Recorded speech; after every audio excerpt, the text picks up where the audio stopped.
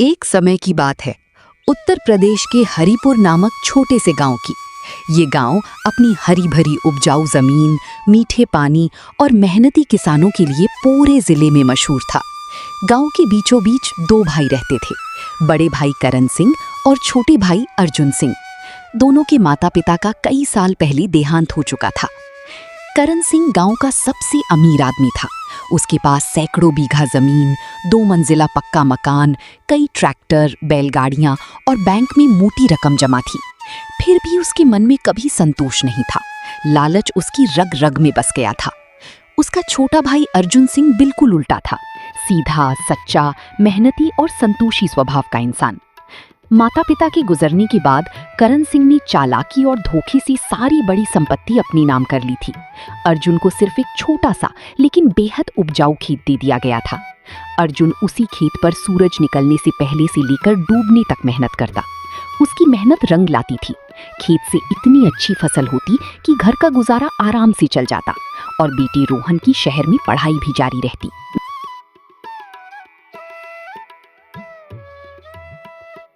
बस यही एक खेत है जो हमें सहारा दे रहा है। भगवान का लाख लाख शुक्र है। करण सिंह को अपने भाई की इस उपजाऊ जमीन पर बुरी नजर लगी हुई थी। वो रात दिन सोचता रहता कि किसी भी तरह उस जमीन को हड़प लिया जाए। एक दिन दोपहर को करण सिंह अर्जुन के खेत पर पहुंचा। अरे अर्जुन भाई, कैसे हो?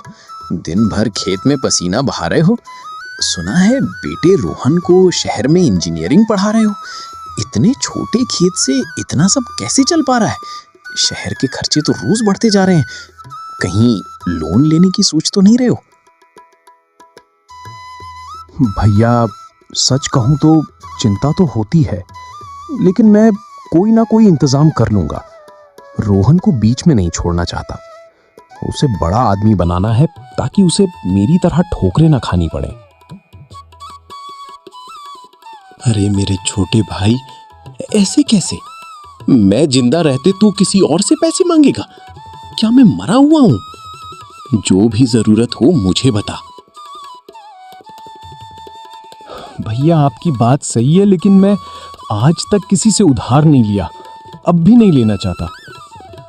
करण सिंह ने अपनी चालाक मुस्कान छिपाते हुए बात घुमाई।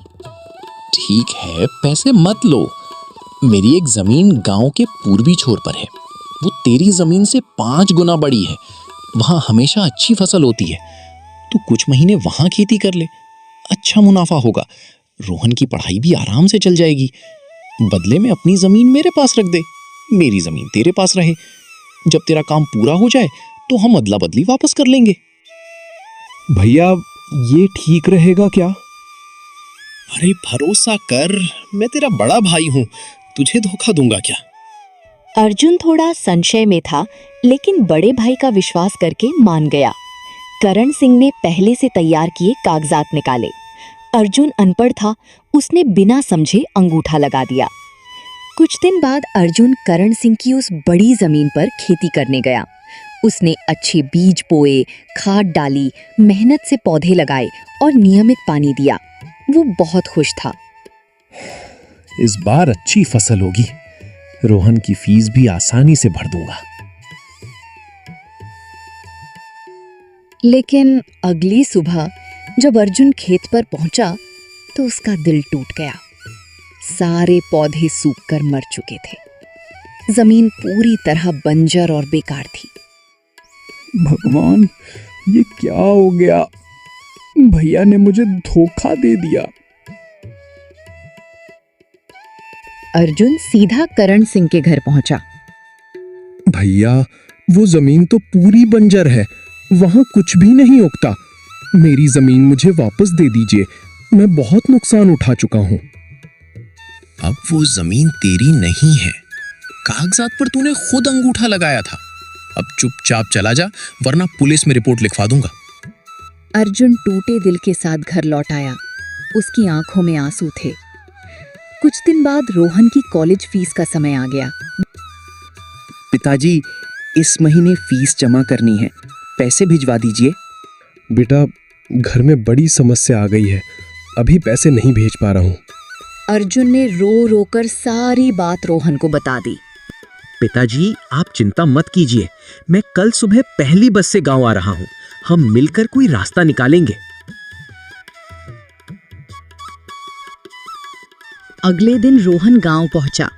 पिता ने सारी सच्चाई विस्तार से बताई। रोहन ने शांत होकर सोचा और एक चतुर योजना बनाई। पिताजी, चाचा बहुत लालची हैं।